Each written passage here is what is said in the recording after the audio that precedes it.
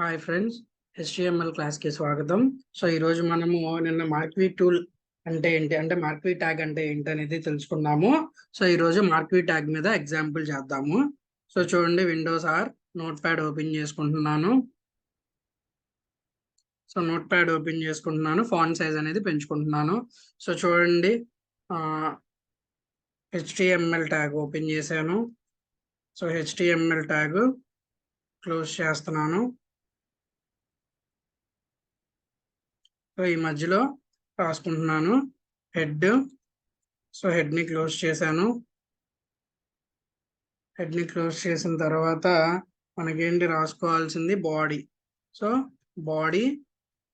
బాడీని క్లోజ్ చేశాను.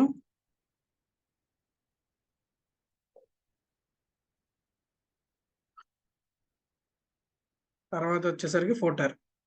సో మీకు తెలిసిందే, ఇది బేసిక్ సింటాక్స్ అనమాట HTMLకి. సో దీంట్లో మనం టైటిల్ రాసుకుంటాము.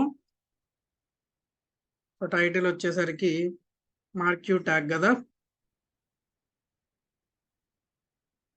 So marquee tag example. So marquee tag example టైటిల్ని క్లోజ్ చేశాను. సో దీన్ని సేవ్ చేస్తున్నాను. సో చూడండి, online classes of HTML text document కాదు, ఇక్కడ ఆల్ టైప్స్ పెట్టాలి. సో ఆల్ టైప్స్ పెడితేనే మనకు వస్తుంది అనమాట. సో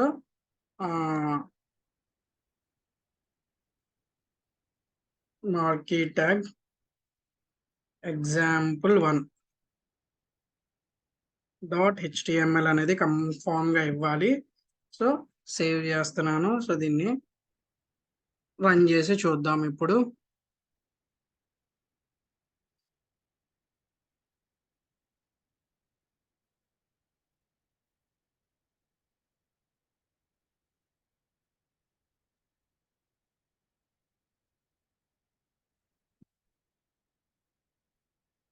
సో చూద్దాము, టైటిల్ అయితే వచ్చేసింది మనకి.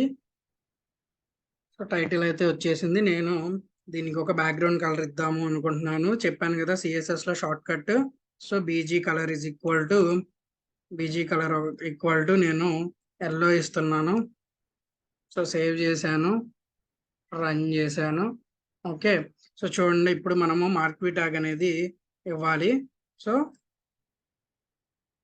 Basic syntax marquee. సో మార్క్వీని క్లోజ్ చేస్తున్నాను. ఈ మధ్యలో మనం ఏది రాసినా కానీ వస్తుంది అనమాట. సో చూడండి, సో రన్ చేసి చూస్తాను. సో చూడండి, హలో అనేది వచ్చేసింది. సో కాకపోతే ఏంటి అంటే, నాకు దీని ఫాంట్ సైజ్ అనేది కొంచెం పెరగాలి. కాబట్టి ప్రస్తుతానికి మనం ఇంకా CSS చెప్పుకోవట్లేదు కాబట్టి ఫాంట్ అనే ట్యాగ్ని యూజ్ చేసుకొని దీన్ని చేంజ్ చేస్తాను. మనకు ఆల్రెడీ ఉన్నాయి కదా, టెక్స్ట్ ఫార్మాటెడ్ ట్యాగ్స్ లో ఫాంట్ ట్యాగ్ ఉంది కదా. సో ఫాంట్ ట్యాగ్ ని యూజ్ చేసుకుంటున్నాను. సో ఇక్కడ ఫాంట్ ట్యాగ్ ని క్లోజ్ చేసుకుంటున్నాను. సో ఫాంట్ ట్యాగ్ ని క్లోజ్ చేసుకుంటున్నాను. సో ఫాంట్ సైజ్ వచ్చేసరికి నేను 5 ఇస్తున్నాను. Font size. సో సైజ్ వచ్చేసరికి సైజ్ ఈక్వల్ టు 5 ఇస్తున్నాను. సో చూడండి, సో సేవ్ చేశాను, రన్ చేశాను. సో చూడండి, కొంచెం పెద్దగా అయింది. సో దీన్ని 7 ఇద్దాము. చూడండి, ఇంకొంచెం పెద్దగా అయింది. సో దీని సైజ్ అనేది 10 ఇస్తున్నాను. సో చూడండి, మాక్సిమం సైజ్ దీంట్లో 7 అన్నమాట. సో 7 ఇద్దాము. 7 ఇచ్చేసాను. సో దీని కలర్ వచ్చేసరికి నాకు కలర్ మారాలి. సో కలర్ అనేది ఇస్తున్నాను. సో కలర్ ఈక్వల్ టు ఏం కలర్ ఇద్దాము, సమ్ రెడ్ కలర్ ఇస్తున్నాను. సో చూడండి, సేవ్ చేశాను, రన్ చేశాను. సో టెక్స్ట్ అనేది రెడ్ కలర్లోకి మారిపోయింది. సో ఇక్కడ నేను డైరెక్షన్ అనేది చేంజ్ చేయాలనుకుంటున్నాను. రైట్ నుంచి లెఫ్ట్కి వెళ్తుంది. సో దాన్ని నేను రైట్ నుంచి లెఫ్ట్కి తెచ్చుకోవాలి అనుకుంటే, సో చూడండి, so direction equal to marquee ట్యాగ్లో డైరెక్షన్ ఈక్వల్ టు డబల్ కొటేషన్స్లో RIGHT రైట్ అని రాశాను. సో సేవ్ చేశాను, దీన్ని రన్ చేశాను. చూడండి, రైట్ నుంచి లెఫ్ట్ నుంచి రైట్ గా వస్తుంది. ఓకేనా. సో మార్క్యూ ట్యాగ్ అనేది డిఫాల్ట్ గా లెఫ్ట్ టు రైట్ ఉంటది, రైట్ టు లెఫ్ట్ ఉంటది. సో మనం దాన్ని లెఫ్ట్ నుంచి రైట్ కి మార్చాము. ఓకేనా. సో దీనికి మార్క్యూ ట్యాగ్ కి నేను బ్యాక్గ్రౌండ్ కలర్ ఇచ్చుకోవాలనుకుంటున్నాను. సో నేను BG colour, so BG colour ఇస్తున్నాను. Background colour equal to some blue ఇస్తున్నాను. సో చూడండి, సేవ్ చేశాను, రన్ చేశాను. సో చూడండి, బ్లూలో రెడ్ కలర్, ఫాంట్ కలర్ అనేది రెడ్, బ్లూకి వైట్ బాగుంటుంది. సో నేను వైట్ ఇస్తున్నాను. ఫాంట్ కలర్ అనేది చూడండి ఎంత చక్కగా వచ్చేసిందో మీకు ఇక్కడ చూసారు కదా. ఇప్పుడు ఏంటి అంటే నేను చూడండి, ఇది ఫుల్ స్క్రీన్ లో చూపిస్తాను మీకు. చూడండి, ఫుల్ స్క్రీన్ లో ఇలా ఉంది. So behaviour alternative, so behaviour alternative అనేది ఒక ట్యాగ్ అనమాట.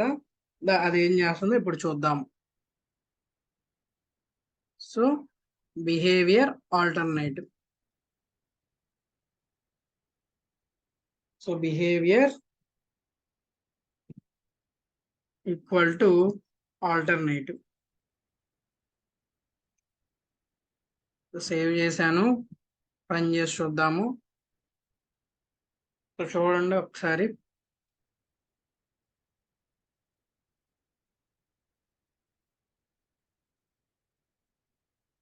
ఒక్క నిమిషం, స్పెల్లింగ్ మిస్టేక్స్ ఏదో ఉంటది.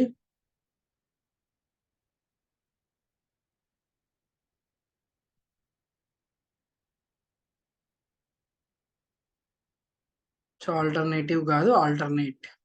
సో చూద్దాము ఒకసారి.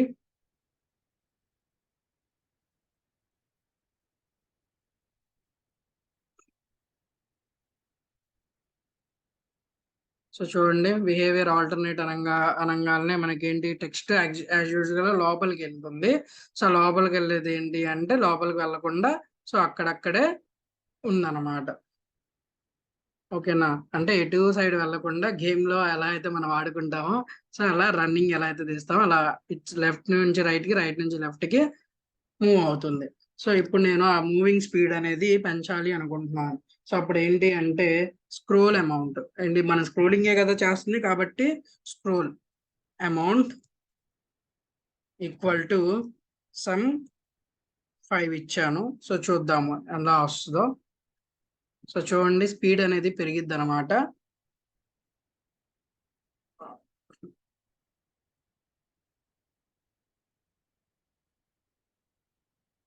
సో ఈ స్క్రోల్ అమౌంట్ నేను పెంచుతున్నాను. సో 10 ఇస్తున్నాను. సో చూద్దాము. చూడండి, కొంచెం ఫాస్ట్ గా మూవ్ అయింది.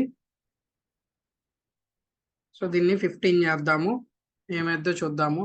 సో ఏం లేదండి, కోడింగ్ ఏదైనా కానీ ట్రయల్ అండ్ ఎర్రర్ మెథడే. సో ట్రై చేసి అవుట్పుట్ ని మనకు కావాల్సిన అవుట్పుట్ వచ్చేంత వరకు దీన్ని మనము చేయడమే. ఓకేనా. సో చూడండి, 500 ఇస్తే అసలు చూడండి ఎంత ఫాస్ట్ గా వెళ్తుందో.